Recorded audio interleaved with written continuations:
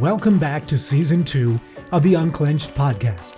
On today's episode, Ashley and Kimberley listen as Cowboy Carlos shares whom God has him ministering to and the wisdom he's passing on in his silver season of life. Hey everybody, and welcome to the Unclenched podcast. I'm Ashley. I'm Kimberly. I'm Carlos. And we're back. We're back with Carlos. We're definitely back. We're Round two. Definitely wearing the same outfits. So Yeah, we are. I hope you're ready for this. we are really excited to hear some wisdom today from Papa Carlos, Cowboy Carlos. There are many names for this amazing, incredible human, but Brother in Christ. There you go. That's true. But we wanted to jump into kind of what you're doing now, Carlos. There was another prophetic word given to you that's really catapulted you into a part of your destiny and the call in your life. So take us through that word and how that's playing out and some wisdom that you have today for the fathers and for the men in our world. Okay, thank you. And where that originally came from was from Kimberley, because on September 20th of 2024, Kimberley told me, she go, you're going to get a second word of knowledge. And I go, is it from you? I thought so. She go, no, it's not for me. And I don't know who it is, when it'll happen, the place, nothing of that. It's just, I can just tell you it's going to come. And I'm going, oh, okay. And in my mind, I'm thinking, God, I hope it's not about more illnesses and stuff. I can't handle the C word anymore. Get out of here. You're out the door, buddy. No, I'm out of here. I'm checking out of this hotel. And so once I heard that, okay, I'm fine. It'll happen when it happens. I'm thinking, maybe it might be years down the road. You never know. So I get a phone call from my good friend, and you guys as well, Audra, and this is during the time that I still have prostate cancer. Or I've been diagnosed with it, right?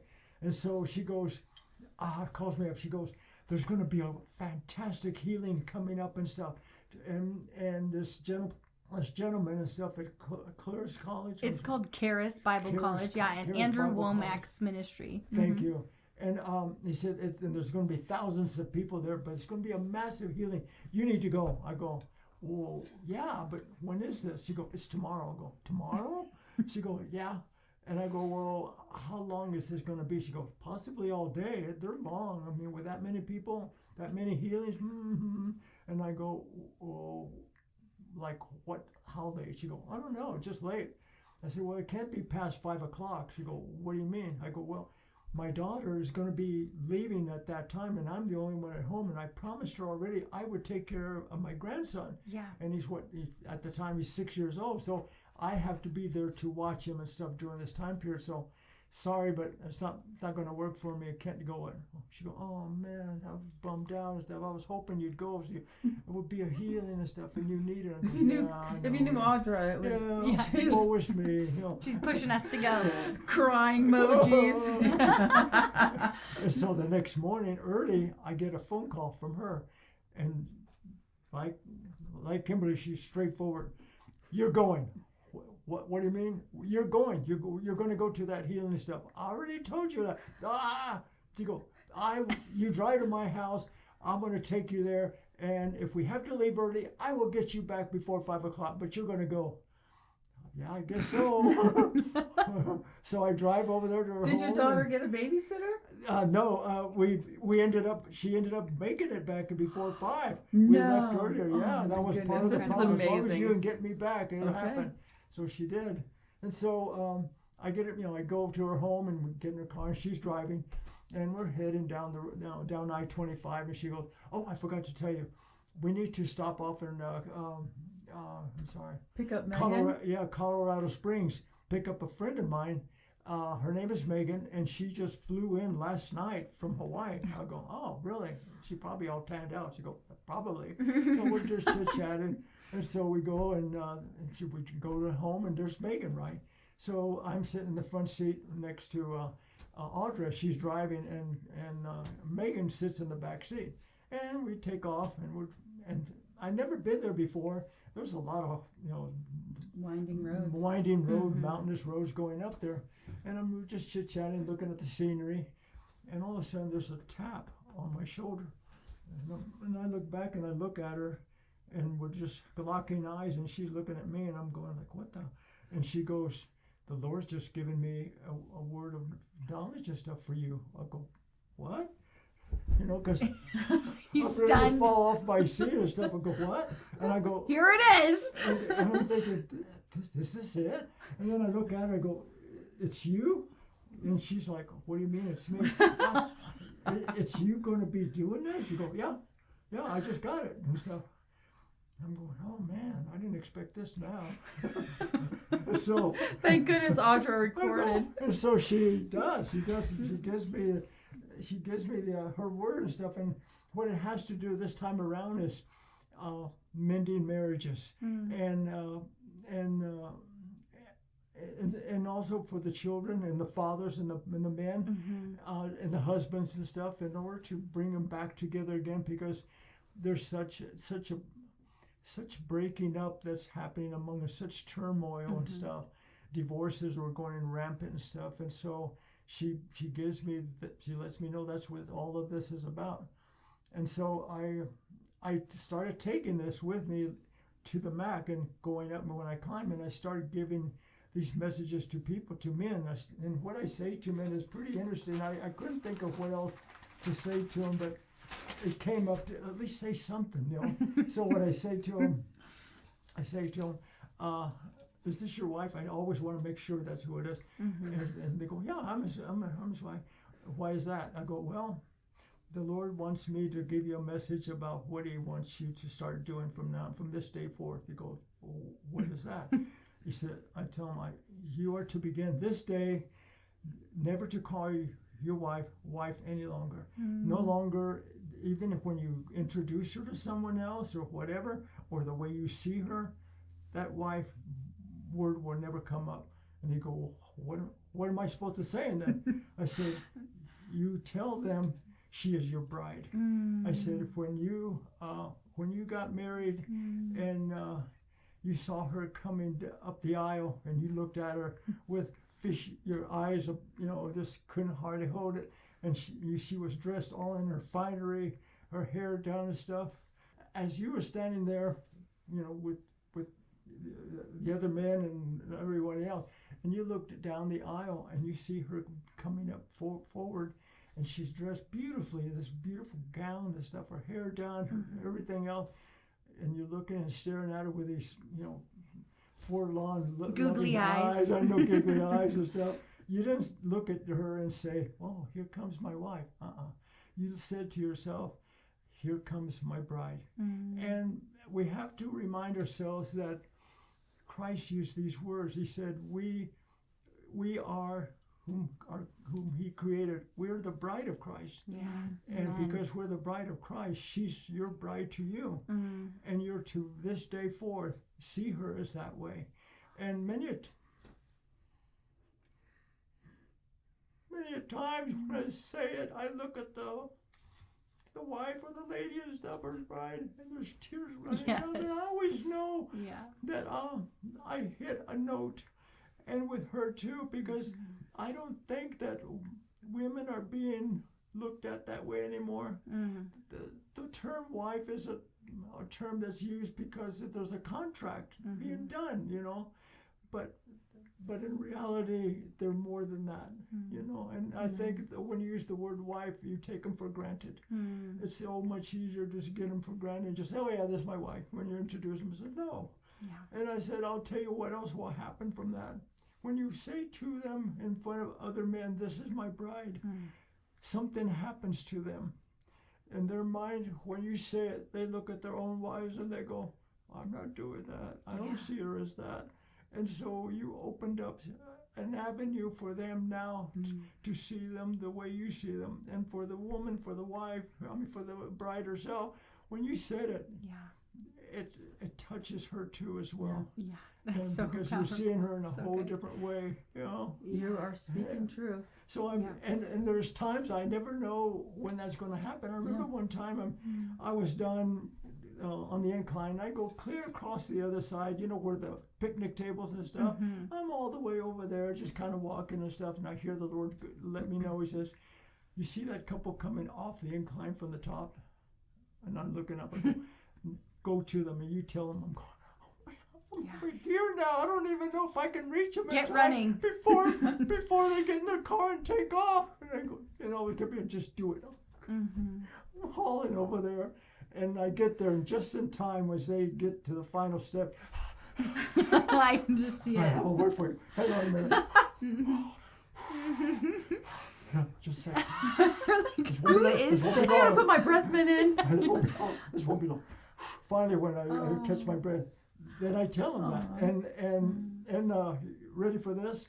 So I've run into a couple that I met up there, and they say, "How things going?" Stuff, and they look at each other and they tell me, "Well, next Saturday we're getting married." I go, "Really?" And then I tell him, "Well, she's your bride, right?" He goes, "Yeah." I said, "From that moment on, she will be your bride, and you will look at her that way and introduce her that way. You okay with that?" He goes, "Well, yeah." And I look at her, and she goes, and I look at her, and you remind him of that. If he ever once at any time says, "My wife, yeah, I'm your bride," and so that's it. So about 2 weeks later, here they come up the thing, right? Coming up the step, up the incline, and I'm kind of up there, and she's coming up in front of him, and she walks up to me this way, and she says to me, "I have something to show you."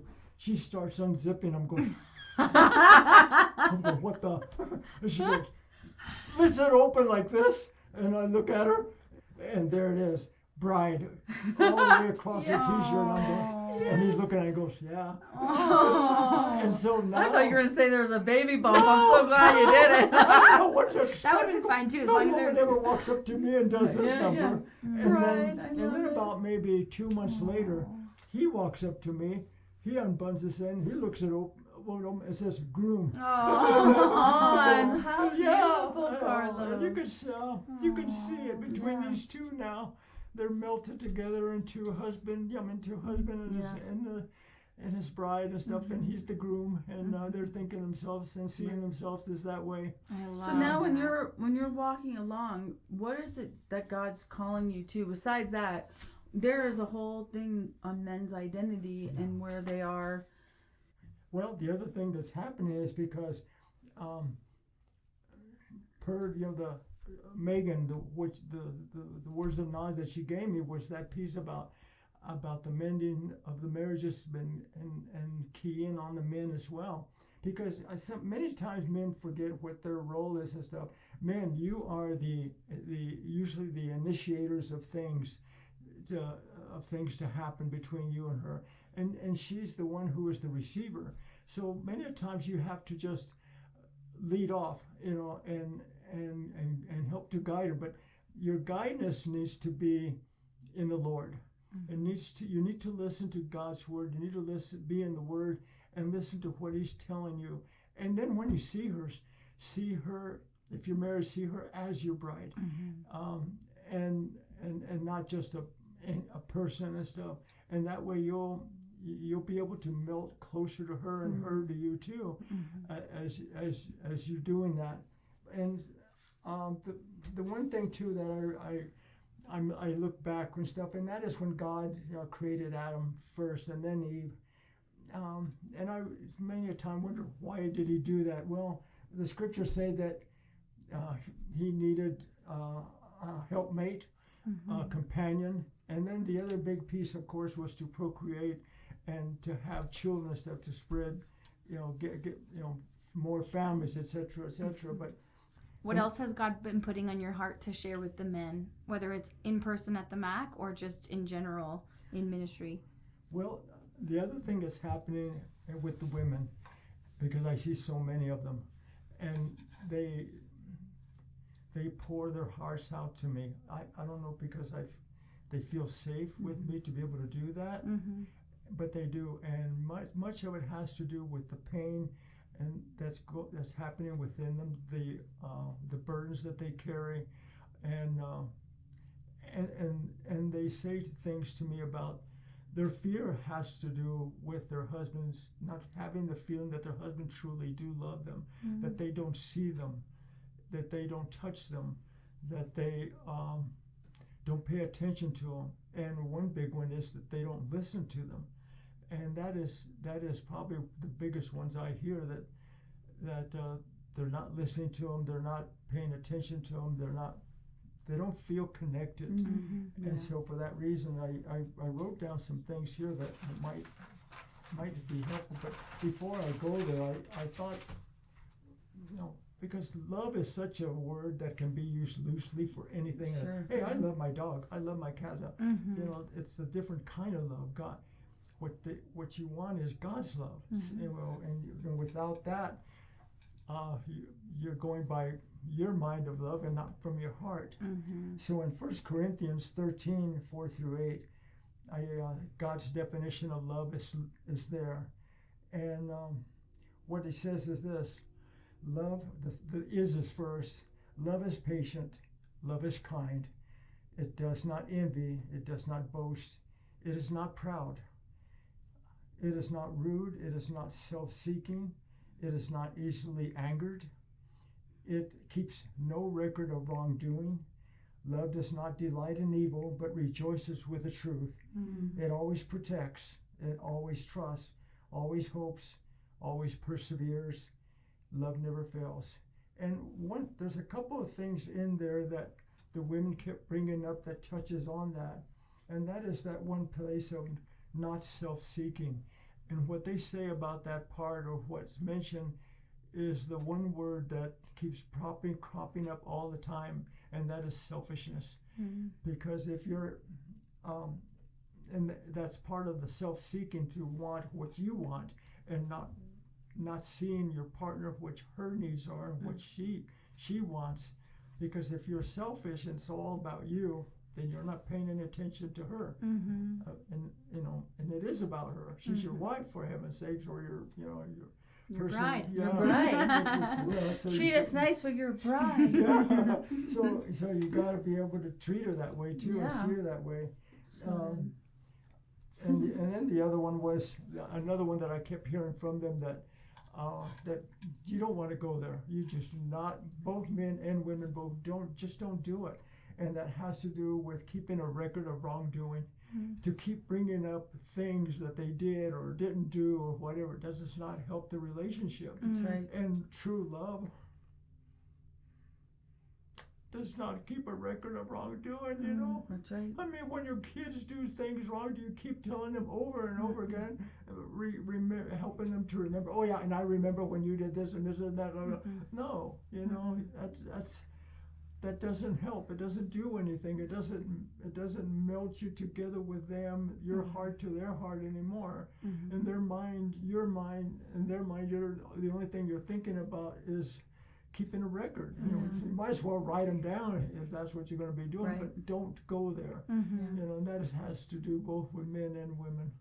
Once you've asked for forgiveness, and you've gone to your partner and have said, hey, I'm sorry this happened, then you have to erase it and walk away from it, and not, if there's another argument, that cannot be brought back up because you've already forgiven that person, right? That's right. And the scriptures say that he blots out our sins or our transgressions with his blood, and he remembers them no more. Right. So when we follow that model, it's powerful. But the enemy tries to stir up our history, right? Just like we sometimes take the bait in a relationship and stir up that history. Yeah, that is true. Because we almost like you have to have a comeback. You're thinking, okay, she said this, she did that. I need to come up with a comeback to get back, counter that to what she said. No, you don't need to do that. One thing Don and I are learning is that, well, you've always said that, or you've said that over and over again, and that's the same thing as keeping a tally of what you did before. And we're learning to take that out of our vocabulary, that we've always said that. Well, but my heart is, I don't feel like I'm always saying it, or he'll say, I don't feel like I'm always saying that. But that's that always and never terms. Yeah, and that's that nagging spirit. It's a nagging spirit that wants to pursue a breakup. Yeah. I'm guilty. I'm just being honest. Like, man, how many times do I come up short in that? So thank you for that, rekindling that the truth back to us. Yeah, I have a number of things that both to you as men to say, and then the others also to women as well. What I'm going to say to you men and stuff has to do with this, and that is a deeper understanding of Jesus and his words about how to treat one another and how to love one another. And I'm hearing it so much when I walk up on the Mac from the women about what's not happening or what is, and their desires for that. So in my prayers to the Lord, I said, Lord, just reveal to me what it is you want me to say. Don't let it be my words. Let it be your words. How can I speak to you about these kinds of things? Because I've been married twice and divorced twice. I've been through it, and I made a lot of mistakes in our marriages as well. And as I look back upon it now, with the things that God gave me to tell you, I wish that I would have known that then. And I did know some of it, but I didn't bother to move on it and to say it or whatever. But I don't want that to happen to you and to your marriage and to your spouse and your bride. And this is kind of like what came up. And men, you need to really allow yourselves to be vulnerable in front of your women, in front of your wife, in front of your children. It's okay to do that.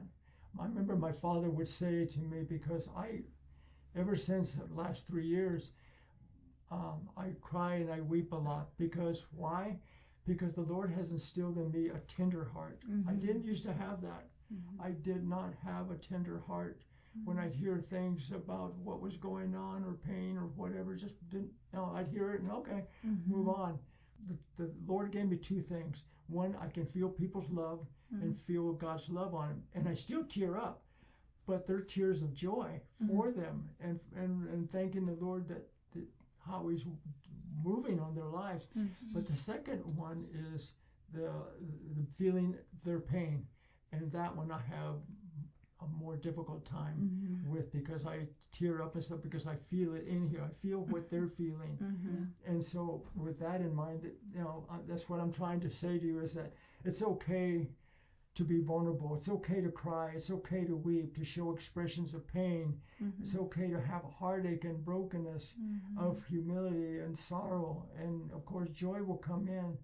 But and I tell you this because I grew up in a Hispanic family, obviously, and amongst the Hispanic and stuff, we as men are treated a little differently, so to speak. And when I would be like, wanting to cry or whatever about something, my dad would right away, los hombres no lloran, and that's meaning, really real men don't cry, and stop that, and my mom, would kind of side with him, and she didn't want tears to go on and on and on. You can overdo it as a child or whatever, and she would say, swallow those tears, and I'm going, like swallowing them, so to speak, and just put a stop to it. And what that does is that it's not real. You're not being real. You're not being vulnerable, and you're shutting down the emotion. That's what women want to see in you. But when women see that you're real, that you're vulnerable, they will trust you even more so. And also they see you as more human and with a heart, a soul, and emotions. And by seeing you that way, they will feel more like closeness to you and bondness with you that they hadn't felt before. Because if you try to hide and look the other way, and if you feel like you're gonna cry or whatever and go outside and not be there, they didn't get to be part of that and to see you and be vulnerable. And also the children need to see that, not just your your spouses or your brides and stuff. They need to see that, but the children do too. And there's two sides to that, is because there has to be a trust, and he has to be in a place where he trusts his wife to hold his emotions, hold his vulnerability, Mm-hmm. and for her as well. In order for her to be vulnerable, there has to be a trust. So there can't be, violence and abuse and alcoholism and drugs and all the other things where you don't feel safe. Mm-hmm. And that's why in the beginning it's really important to have your identity in Christ in your marriage and in your relationship, so that you don't bring such strife into the relationship. But so this is also about, hey, how do you build trust so that you can feel safe, so that your wife won't be like, well, the last time I shared with you, you just cried. And to your point, it's like, hey, but I trust you, wife. I trust my kids, and I'm really in this place that this is hard for me, and I would love to share and weep and cry with you because you're trustworthy. Exactly. That's so good. And when I look back, and of course we know this biblically, Christ wept. Yes. And if he did, how can we not? Yeah, that's good. And how can we not be vulnerable to that if he did? Right. And being vulnerable to the Father. Yeah. By Exactly. crying, when you're vulnerable to the Father, it's easier to be vulnerable to the people around you. And also, man, it's not a weakness to do that. It's actually our strength to feel. And if it comes, it comes. Yeah. Jesus says to weep with those who are weeping and rejoice with those who are rejoicing. Amen. He didn't say women only. This is for the women only. Yeah. So it's powerful. I mean, not to divert us too much, but recently my husband came before me and apologized for a couple of things, and it was such an authentic apology that it created such a level of safety that I have never experienced before. And so it propelled us into this beautiful conversation. And thank you for just naming what I have experienced, right? So good. Very recently. That's very true. And true love comes from the heart. It doesn't come from the mind. Because God set it up that way that he sees your heart. And from your heart comes love. It is said that when you look at somebody's eyes, your eyes are the windows to the heart. And I see that very much when I'm around people at the MAC, because that's the first thing I see in them is their eyes.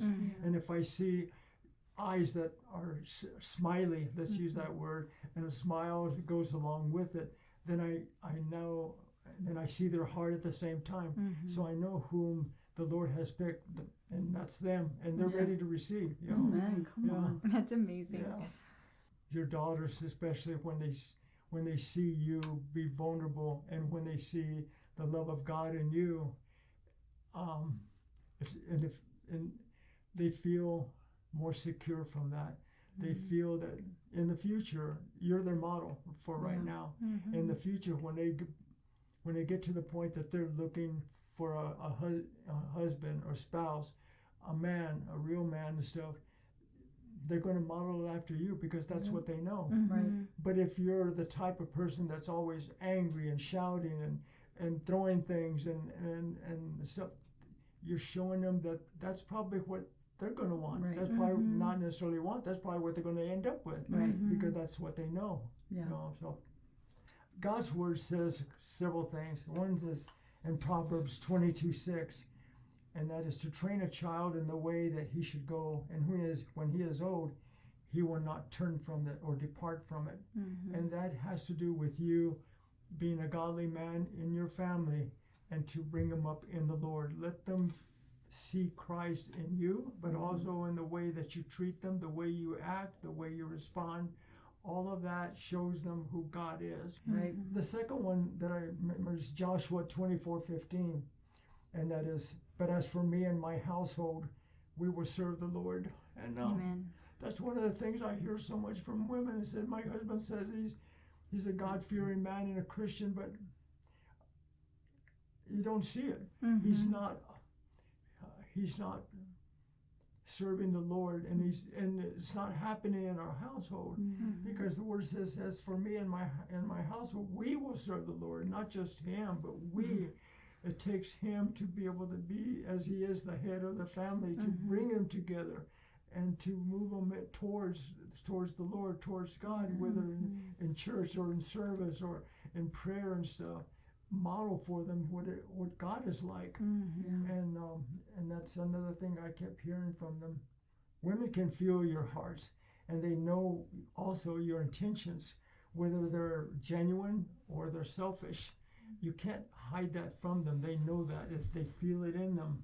So again, being vulnerable to them, and when you say things that are heartfelt, mean it, and because they're going to know it anyway. Right. Yeah, it's going to show. And the other thing too that comes up from women and stuff that I hear a lot of, and that is that touch, and that has to do with when you, and it doesn't have to be men that you're always like having to be a sexual kind of a touch. No, they just want to know that you feel, and you feel for them. And sometimes just a light touch. They could be in the kitchen just standing there, and you walk by them and just put your hand on their shoulder and keep on going.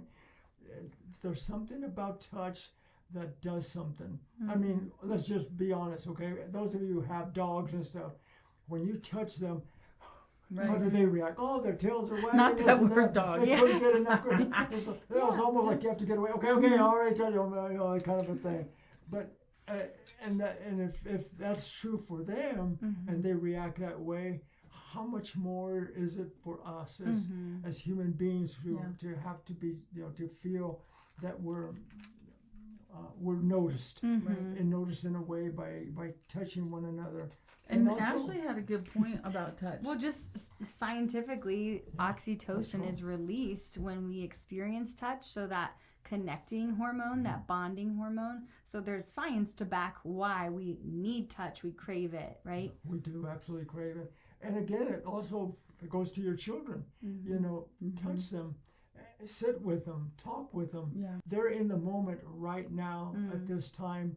Take the time to stop what you're doing and be close to them and listen to what they have to say. It's part of that listening thing, because they have something they want to say, and they want your attention, full attention, and they also want your touch at the same time. Let them know, I'm here. That's what it's all about. Yeah. The other thing too with love is that needs to be unconditional, not because you're there or doing something that you want something in return. There's no condition to it. It's like you feel like you need to be paid for doing something that you normally should do anyway. Right. And just do it. Yeah. There's a lot of trade. There's a lot of reward trade. If I do this, will you do that? Usually it's sexual favors, just to be honest. Men do a lot to get sexual favor out of it. And it's a lot for women to have to hold at times. When you're in bed with your wife and your spouse and your bride, and she's just laying there, maybe turned over to the other side and stuff, sleeping or whatever, men, get close. Walk, just move yourself closer to them. Just put your arms around them. That's it. Don't be thinking, oh man, if I do this, where this is going to go. I'm hoping so. Oh please. No, See, it's not about that. In fact, I was thinking about that part and stuff about the men being the initiators and the women, their role. And I'm thinking, even the animals do that. How often do you see cows running after a bull? Or does running after a buck? That doesn't happen that way. Nothing's going to happen between them that way. Again, going to who is the initiator? It's the bull going after the cows and the buck going after the does, and then their response.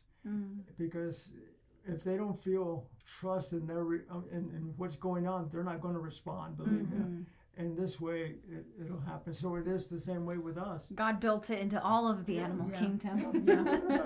I love that. It is. It's so great because we want to be pursued. We want to still, we still want to be dated. Yeah. We want to be, hey, a phone call. Hey, I want to take you out to dinner tonight. And they've planned it all. They've got it all set up, ready to go. the babysitter's done, babe, you don't have to worry about it all. I've got it taken care of for you. Don and I, when the kids were growing up, we would take turns doing that. And, you know, I miss those days, you know, because now we're both, you know, when you're together retired, all the time. we're together. It's like, how do you date? You know, I'm like, can we go on a date? But it is, we want to be pursued. We want the gifts. We want the love. We want the chocolate and the cards and all the gooey stuff, right? Yes. My husband does an amazing job of just being hands-on often. And it's just that caress in the kitchen that creates that safety between the two. And I'm so grateful that you shared all of this today. And I know you are speaking to the men, but it stirred up a lot in me and helped remind me of my part in it all. And this isn't a message just for men. It's a message for the women as well. And when we pursue Jesus and when we pursue knowing and understanding who we are in him and being fulfilled in him, then we can give to our spouse and to the other person, our bride, our groom, out of the overflow of that and in a healthy way. So thanks for spurring us on, Cowboy, to this amazing setup that God has, or model that God has just, you know, created. Absolutely. Thank you, Carlos. Thank you both. This was awesome. Yeah. Thank you. We appreciate your wisdom. And that bandana looks very nice on you, thank sir. you. It looks very handsome. Well, now I mean, in the summertime I do it too, because you know, we as men, I'm not saying women, we sweat a lot, especially on the mat, going back and forth, and I dabble myself with and stuff. And many times before I go, I put it in ice cold water. Oh, wow. Because I know I'm going to be in the sun, put it around my neck so it cools me off. Perfect. And then the wintertime, of course, warm me up. So I bring it up even higher up and stuff. Put my coat on. That was awesome. Well, on that note, bundle up, and then I feel warmer that way having That's that. so cute. But also, cowboys have it for another reason, and that is, if someone were to have an accident, something were to happen, or had a cut or whatever, take that off, and you wrap them with it. Got a You built-in already have- tourniquet. You already have an Wow. instant tourniquet and a I bandage. didn't know that. Yeah. That's amazing. Yeah, it's a top tip from a cowboy. dual purpose kind of stuff. Wow. We could be here for hours, but we don't have time. You don't have time. But we will get back with you on updates with Carlos down the way. Yeah. Yeah, So so thank you so much, Carlos. Carlos. So we Yeah. bless you to walk Yes. in, continue walking in divine health and Yes. keep pursuing the ones that God calls you That's to. right. So and thank you. churches too. Thanks In for- Jesus' name. Yeah. Thanks for joining us here on Unclenched. Unclenched. Bye. Bye. See you next time. Adios. This has been Unclenched with Ashley and Kimberly. You can look up Unclenched Ministries on Facebook and Instagram. Plus, the video versions of these podcasts are available on YouTube under Unclenched Ministries. Thank you for joining us. We'll see you next time on the Unclenched Podcast.